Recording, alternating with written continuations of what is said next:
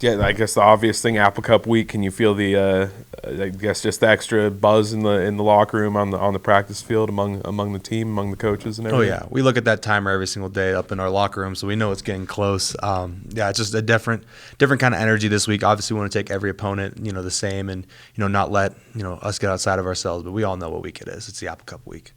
Yeah, that was my kind of next thing. How much do you sort of embrace the energy that comes with a rivalry game, and how do you kind of find that balance between not overhyping it but also giving it the proper amount of attention? I think you just got to attack it with your preparation like every other game. They have 11 guys on offense, 11 guys on defense, and we're going out there to get a win.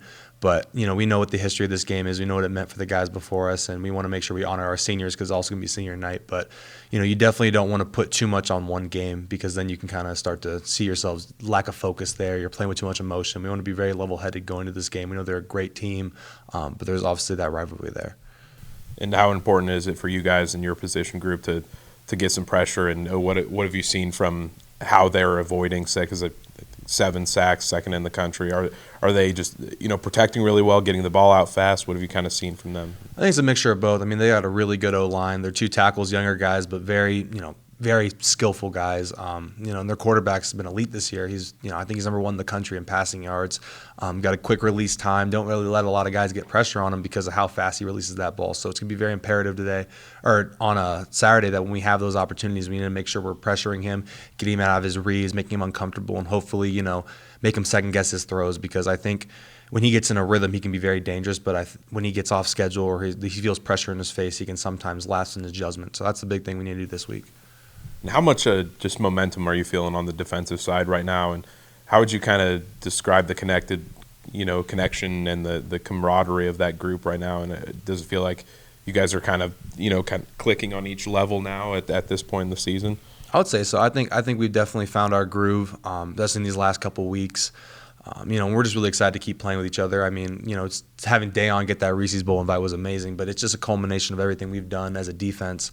All 11 guys doing their job, and going to this final game here at Martin, at least with this 2022 defense, we're really looking forward to putting out a good show.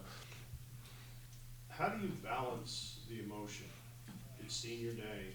It's a rivalry game. You can't completely freak out. How do you balance that emotion as you prepare to make sure you're ready, both physically and mentally, to play Saturday night? I think it just goes down to how you approach every single football game. Everyone has their own unique way of getting ready mentally and physically, and not going outside of that just because of the new external things that are added to the game. I think one of the coolest things you can think about is like the Super Bowl. Those guys are playing the biggest game of the year, but they don't change their routine. They don't change how they prepare. They don't have to do anything outside of what they're normally doing. And I think that's what's so important with us this week, is not letting the external factors affect what we can do internally to make sure we're ready. You never want to do too much, because then you start playing differently. You want to play the exact same you've been doing. You want to do your 111th and not try to be a superhero out there. The average person sitting at home has no concept of how you can actually do that. Yeah, no, it's a skill. It definitely is. It takes time, and that's why people get paid. Sports psychologists get paid to do that, because it can be very stressful.